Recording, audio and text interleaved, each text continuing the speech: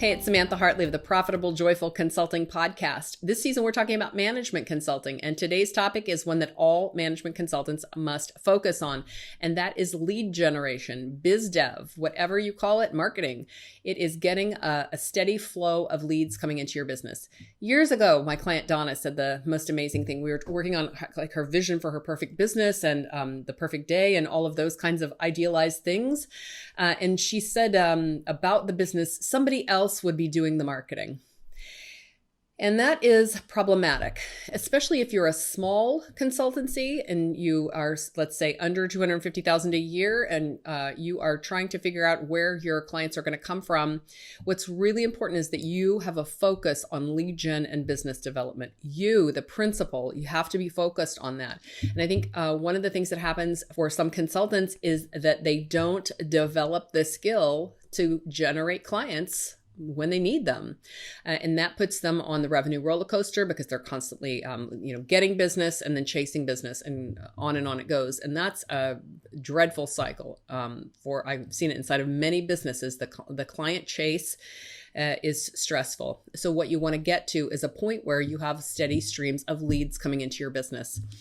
Rather than the how-to specifics of that, what I want to talk about is conceptually, how do we deal with this in our business? The first thing that I want you to acknowledge is, you're the rainmaker. This is who you are. If you're going to hire skills to bring in and you want to supplement that, that's fine. But people are probably buying you and buying from you if you're at that, at a smaller size of your business. And that's just the way things are. So too often I see consultants try to get rid of this marketing function or, avoid and ignore it. And then they end up with not enough clients and either struggling or going out of business. So the thing that you need to acknowledge and really embrace is you're the person who is bringing in the clients. And if you don't know how to do that, then that's a skill that you have to learn, and you need to invest in learning how do you get clients. If you benefit from referrals, great. But if all your referral sources dried up, then you'd be in trouble. So you have to have at least 50% of the business that you're bringing in on your own from your own sources and clients. I don't expect people to know how to do this when they first start their business. But what's really interesting is that a lot of consultancies that I see, they've gotten pretty far in the business just by being charismatic and being well connected. And those, by the way, are marketing qualities. Like, it's a totally valid way to bring in clients by being yourself and being visible. And so that actually really means networking, generating referrals, direct outreach in some cases. You can just call somebody and get them on the phone. Plenty of consultants I see who are successful have built their business with these one-to-one personal relationships, and that makes the foundation of the business really strong. So rule number one, wake up, it's you. You've got to be doing the marketing. You've got to be doing the lead generation and getting clients coming into the business.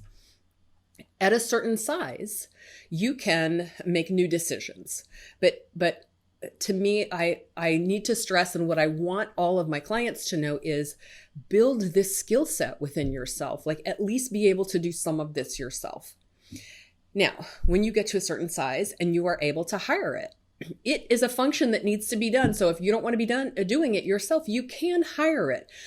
I find that when people hire lead gen too soon, they aren't clear enough about how they get clients. And so they don't really know what the right messages are. They're not super clear on who's an ideal client. And so that lead gen doesn't always work as well for them, and they don't always know why. Very often, if you hire lead gen too early, it means you haven't yet figured it out for yourself. So it helps to figure it out for yourself and then say, okay, I got this ball rolling. Now I want to hand this off to somebody. So who do we hand it off to?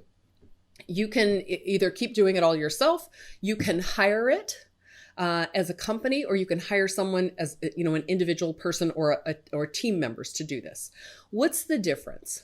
When you hire a company, you expect they've worked this all out and they get results, and that's probably going to be a lot more expensive. So you're investing in terms of buying a result. They promise this result, and that's what I'm paying this money for. When you hire team members, you're hiring a skill set. There's the promise of a result, but they're coming in and they're going to do this for you. So it's probably not as worked out as it has been for this company. This company's got to guarantee you a specific result. An individual is they may get those results, they may not. Another big difference is you're going to have to manage that person, that team member, and any team members that, end up coming in. So you might, for example, have like a marketing assistant or a social media VA or a content writer. You might end up like with a little team of people who are basically fulfilling marketing functions for you. And you're going to have to manage that. And is that something that you're going to want to do? On the one hand, that could be cheaper than hiring the company. Might not necessarily be, but you are going to exchange the cost savings for your time and your focus and you being like the leader, the strategic leader and visionary for the marketing function. So those are two different directions you can go with the marketing and the things that you need to consider when doing those. In summary, this is the thing that needs to happen. You've got to make it happen. And I think the best thing for you to do is to figure out, like, long term, where do you want to see going with this? I always try with my clients to help them find some kind of marketing, some aspect of it that they do truly enjoy. Because if about a third of your business is marketing, doing activities which, generate clients for you, so much of that focus is there that I would hate for it to be like, it's all things that you don't enjoy. I would love it if it was like, I really enjoy networking, but I don't like writing. Okay, great. Like, we can work with that. Or the opposite. I really enjoy kind of like typing secretly behind my desk and I don't enjoy being visible. Okay, fine. We can also work with that. So get clear on what works for you. And then think about whether you want to hire those other functions in or outsource them to a company, or how you'd like to be in relationship to that. And remember that only you can be the strategic visionary for your business. You know, like, what you're building and what your drivers and your mission are.